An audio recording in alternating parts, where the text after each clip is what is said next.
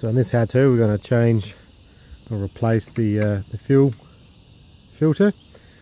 So first thing I'll do is just undo the fuel clamps. Got one worm drive and then I've got a standard, one of the factory standard ones on here to get these off. We need a bigger pair of pliers, but there we go. So I'll loosen them off first, and then we need to get a socket to get these bolts undone, which I got the wrong one. It's a size 12, and you do need a deep throat just because the thread is pretty long on them. I'll get the socket and a wrench.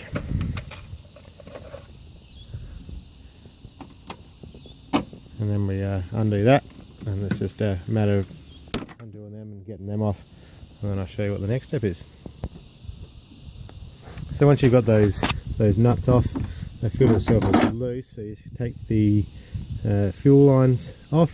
Do just keep note which way they go on. That's your in and that's your out to your pump.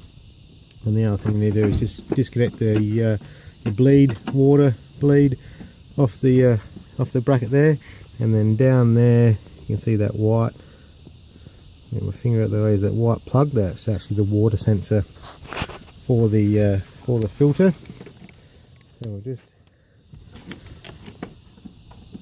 disconnect that plug. It's a prick of a thing to get off. There we go. And once we've done that, the whole thing comes out.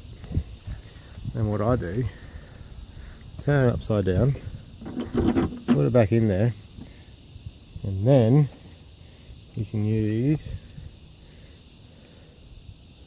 some mouldy grips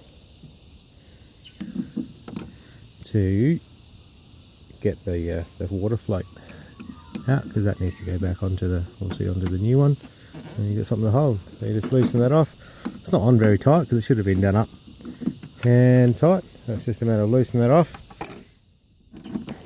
And then that's where all the diesel goes everywhere, because you've loosened the vacuum on it, so dispose of the diesel that's in your filter responsibly, and then I'll show you what the next step is. So once you've got your the water sensor float valve out, I take it back into the bracket upside down. Get your mouldy grips again. This you may not need it, may come off really easy, and then just use the mouldy grips to loosen the actual filter off the main housing. Because once all the diesel's been taken out already, take it off, and that's the old filter. We'll put that aside down there, and then we'll get our new one.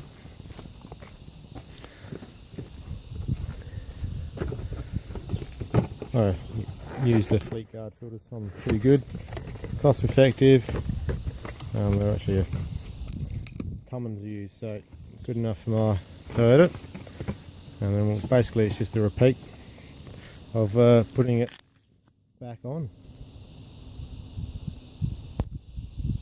So the new filter kit comes with a new O-ring for the bottom float sensor, so we'll take the old one off and get my rag and just clean the float a little bit and around the where the O-ring goes back on.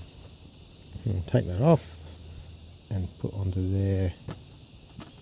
That's all good. A little bit of diesel on my fingers, so that'll just coat it.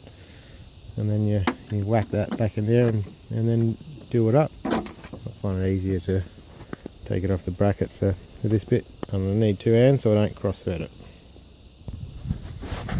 So when you do the filter up and then the float valve, just all do it up hand tight. It doesn't need to be massively tight, and don't forget to connect the sensor back up.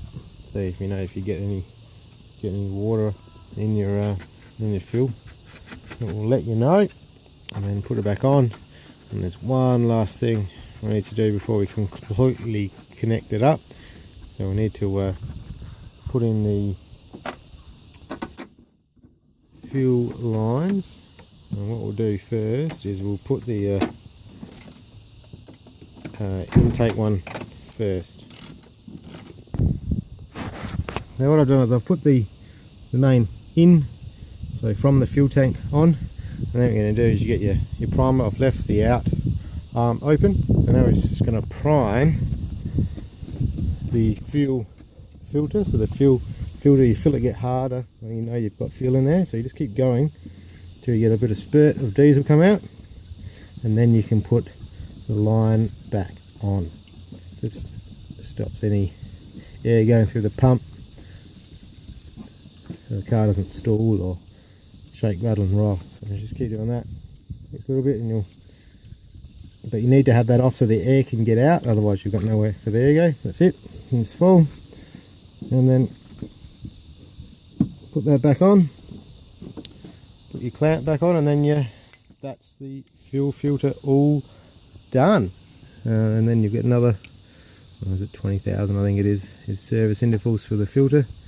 Put that back, job done.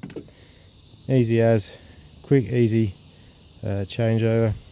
So you can do it, if you're going on a long trip, you can do it yourself, take a spare filter, or if you get some dirty fuel on a trip and you've got a spare filter, you can change it out. So if you like the videos, give us a thumbs up and even subscribe for more how-tos that are coming out.